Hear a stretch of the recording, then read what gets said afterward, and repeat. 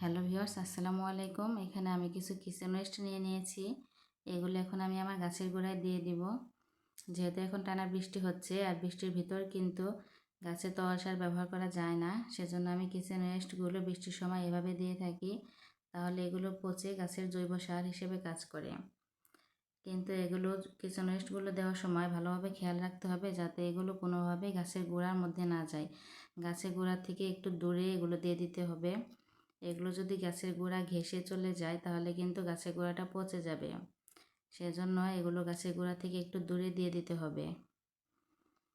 আজকে আমি আমার কয়েকটা গাছে এভাবে কিচেন ওয়েস্টগুলো দিয়ে দিব। আমি আমার এই মরিচ গাছটাতেও আজকে কিছু কিচেন ওয়েস্ট দিয়ে দিব।